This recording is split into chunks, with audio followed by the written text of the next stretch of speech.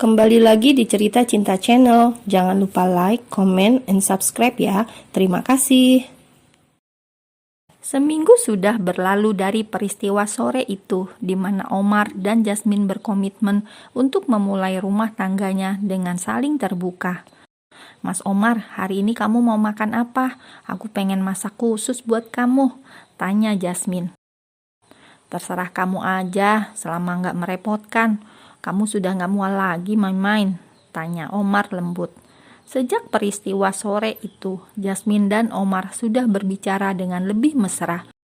Jasmine tersenyum mendengar pertanyaan suaminya. Sebenarnya bukan karena pertanyaannya, tapi karena panggilan sayang Omar untuknya yang membuat Jasmine bahagia. Alhamdulillah sudah semakin berkurang. Mungkin anak kita bisa melihat kalau papanya sudah lebih hangat sekarang, goda Jasmine. Omar tersenyum tipis, walau tipis, tapi Jasmine sudah sangat senang karena suaminya itu terlihat sangat tampan saat sedang tersenyum. Aku pergi dulu ya, aku sudah janji dengan Kevin dan Agus di apartemen Kevin. Sepertinya ada masalah dengan Kevin, kelihatannya dia sangat kacau, kami harus membantunya, ucap Omar. Semoga masalahnya segera selesai ya, salam buat Kevin dan Agus, balas Jasmine. Omar keluar dari apartemen mereka menuju basement dan melaju ke apartemen Kevin. Sesampainya di apartemen Kevin, ada apa, Vin? Mengapa kamu mengumpulkan kami di hari libur seperti ini? Tanya Omar kesal. Ah, kamu sejak menikah sulit sekali diajak ketemuan saat libur, jawab Kevin. Kamu kan tahu kalau weekend main-main punya banyak permintaan, balas Omar. Tuh, sebutannya saja sudah berubah, sekarang sudah ganti jadi main-main. Dulu aja nyebutnya istri si Aladin, ejek Kevin. Ya, hidup kan terus berjalan, tentu saja terjadi sebuah perubahan. Kami sudah sepakat untuk memulai rumah tangga kami dengan benar dan saling terbuka. Hanya saja aku memang belum bisa seterbuka itu menceritakan semua masa laluku padanya. Aku Omar. Dia sudah tahu semuanya, Mar, tanpa harus kamu ceritakan, gumam Kevin dalam hati. Ada apa, bro? Wajah kamu terlihat sedang tidak baik, tanya Agus. Tempo yang diberikan papa sudah habis, sudah lebih sebulan, tapi aku belum menemukan wanita yang pantas untuk kujadikan istri, jawab Kevin lemah. What? Kamu menyerah? Tanya Agus. Aku tidak menyangka kamu bisa kalah sama papa kamu, apalagi sebenarnya ini adalah keahlian kamu, wanita, ledek Omar. Mencari wanita untuk bermain gampang, Mar, tapi mencari wanita untuk dijadikan istri sulit sekarang ini. Kebanyakan mereka hanya melihat penampilan dan harta. Beruntung kamu sudah menemukan Jasmine, padahal aku yang melihatnya lebih dulu. Coba dulu papa memaksaku menikah lebih dulu dari kamu. Mungkin aku yang akan menikah dengannya, jawab Kevin kesal. Itu sudah takdir, Vin, potong Omar langsung. Jadi gimana, bro? Apa kamu akan mengalah sama Om Re? Tanya Agus. Aku bingung harus bagaimana, jawab Kevin pasrah. Saranku, kamu ikuti saja apa yang Om Re putuskan untuk kamu. Dia kan papa kamu, Vin, pasti akan memberikan yang terbaik untuk kamu, bujuk Omar. Iya, bro, ikuti saja perintah Om Re. Sudah cukup waktu kamu bermain-main, saatnya serius menatap masa depan, nasihat Agus. Kamu cuma pintar ngomong doang, Gus. Kamu sendiri aja masih jomblo akut, ejek Kevin. Coming soon, aku juga sedang dalam masa pencarian ini, balas Agus. Tuh, kamu dengar, Vin, jangan sampai keduluan Agus. Mau simpan di mana tuh wajah? Percuma, katanya Casanova, tapi cari istri aja nggak bisa, ejek Omar. Sialan kalian, umpat Kevin kesal. Nanti malam papa sudah membuat janji dengan anak sahabatnya. Aku disuruh langsung menemui wanita itu, ucap Kevin pasrah. Tuh apalagi, semoga saja wanita yang sesuai, dukung Omar. Persiapkan diri kamu, bro, untuk nanti malam. Jangan pasang tampan seram biar tuh cewek gak takut, pesan Agus. Kalian bukannya menghibur, malah membuatku semakin kesal, umpat Kevin. Omar dan Agus hanya tertawa melihat tingkah Kevin yang sedang kesal. Sementara di apartemen Omar, sudah berkumpul Oriza dan Zahra yang sedang asik bercengkrama dengan Jasmine di dapur sambil memasak makanan spesial untuk Omar nanti malam. "Bagaimana perkembangan rumah tangga kalian, Jasmine?" tanya Zahra. "Sudah lebih baik, Bu," jawab Jasmine. "Kak Omar sudah nggak dingin seperti dulu lagi. Pelan-pelan Kak Omar sudah kembali seperti Kak Omar yang kurindukan dulu," sambung Oriza senang. "Benar begitu, Jasmine?" tanya Zahra pada menantunya. "Iya, Bu, sekarang Mas Omar sudah lebih sering tersenyum, lebih sabar dan perhatian," jawab Jasmine jujur. "Syukurlah, Ibu senang mendengarnya." Setelah memasak menu makan malam, Zahra memasak dessert untuk makanan penutup. Resep kali ini, Zahra akan membuat es teler cake.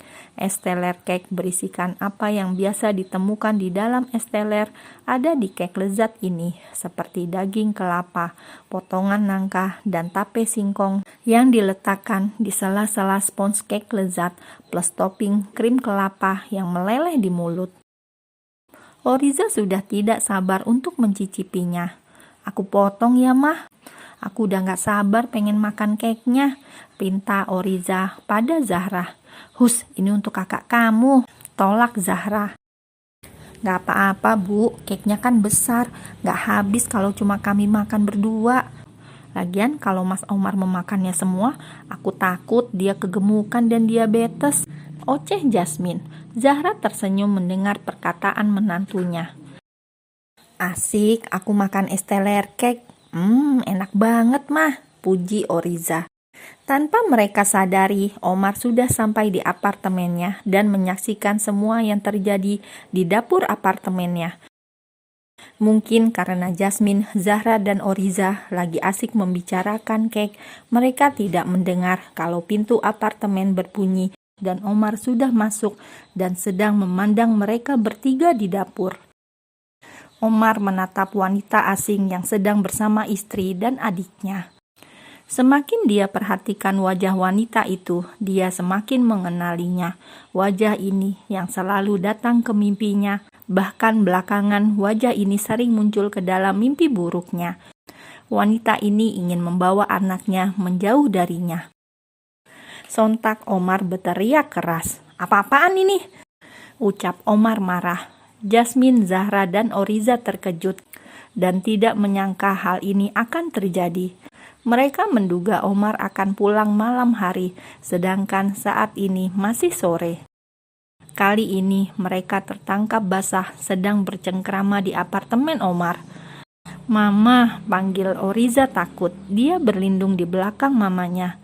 "Mas, kamu tenang dulu, aku jelaskan semua," ucap Jasmine. "Siapa dia? Mengapa kamu memanggilnya Mama, Oriza?" bentak Omar. Oriza menangis karena rasa takutnya melihat kemarahan yang besar di wajah Omar. Maaf Omar, Mama tidak bermaksud." "Pergi dari sini, aku tidak mengenal kamu. Aku tidak punya mama. Mamaku sudah lama mati," potong Omar. Zahra meneteskan air matanya. Dia sangat mengerti mengapa Omar sampai semarah itu dan dia tidak akan menyalahkan Omar. "Mas, tenang dulu, aku akan menjelaskan semua pada kamu," ucap Jasmine mencoba menenangkan. Aku kecewa pada kamu. Bukankah kamu yang mengajak aku untuk lebih terbuka, tapi kamu merencanakan sesuatu di belakangku. Aku tidak menyangka kamu melakukan semua ini. Aku sudah mulai membuka diri, mencoba mempercayai wanita, mempercayai kamu. Tapi apa yang kamu lakukan padaku? Semua wanita sama saja," bentak Omar. "Mas, dengarkan penjelasanku dulu," bela Jasmine. "Tidak ada yang perlu kamu jelaskan. Aku tidak mau mendengarnya. Aku sangat kecewa padamu." Omar berbalik dan keluar dari apartemennya. Mas Omar." Jasmine tanpa sadar berlari mengejar kepergian Omar, tapi karena dia terburu-buru, kakinya terpeleset dan dia jatuh di lantai. Jasmine terduduk menatap kepergian suaminya. Dia menangis merasa bersalah. "Jasmine, Mbak Jasmine!" teriak Oriza dan Zahra bersamaan. Jasmine dibantu oleh mertua dan adik iparnya berdiri. "Kamu nggak apa-apa, Jasmine?" tanya Zahra. "Enggak, Bu, cuma kepleset aja," jawab Jasmine. "Tapi Mbak kan lagi hamil," sambut Oriza. "Mudah-mudahan Mbak kuat," balas Jasmine sambil mengelus perutnya. "Jasmine, sebaiknya ibu pulang saja ya. Ibu takut saat Omar balik lagi ke sini, dia semakin marah melihat ibu di sini," ucap Zahra. "Iya Mbak, biar aku yang antar mama pulang," ujar Oriza. "Iya, terima kasih ya Bu, sudah datang hari ini. Biar nanti aku yang jelaskan sama Mas Omar. Aku yakin dia bisa menerimanya," jelas Jasmine. "Ibu harap Omar tidak terlalu lama perginya. Kasihan kamu sendirian di sini." Zahra merasa bersalah dengan keadaan yang terjadi. "Ibu nggak usah khawatir, Mas Omar pasti pulang," Jasmine meyakinkan mertuanya. Zahra dan Oriza kemudian pamit pulang. Sementara Omar sedang di dalam mobil berjalan tanpa tujuan. "Sialan, aku benci kamu. Kamu telah menyembunyikan sesuatu yang besar di belakangku, Jasmine." Omar marah dan memukul setir mobil dengan kuat. Mengapa wanita itu bisa datang? Bukannya dia dihukum 20 tahun. Ini baru 15 tahun. Masih ada sisa 5 tahun lagi. Mengapa dia bisa keluar dari penjara? Mengapa dia bisa kenal dan dekat dengan Jasmine? Dan Oriza, apakah dia sudah mengingat semuanya? "Ah, bangsat!" teriak Omar di dalam mobil. Waktu berlalu tanpa terasa. Omar menghentikan mobilnya di depan sebuah taman. Tatap matanya kosong, pikirannya berkelana kepada Jasmine. "Aku kecewa padamu, Main. Kau buat aku untuk mulai mempercayaimu, tapi kau hancurkan kepercayaan itu. Apakah ini alasannya berulang kali kau bertanya tentang masa laluku? Apakah kau tidak tahu bahwa wanita itu jahat? Dia sudah membunuh papaku, Main. Dia sudah membuat adikku lupa ingatan walau sesaat. Dia membuat aku menjadi pria yang seperti ini." Omar menangis di dalam mobil. Hatinya sangat sakit sekali. Luka lama yang sudah hampir sembuh karena kehadiran Jasmine kini terbuka kembali. Malah Jasmine-lah penyebabnya. "Ah, apa yang kalian rencanakan? Apa kalian tidak tahu aku sangat kecewa dan marah?" Omar kembali berteriak.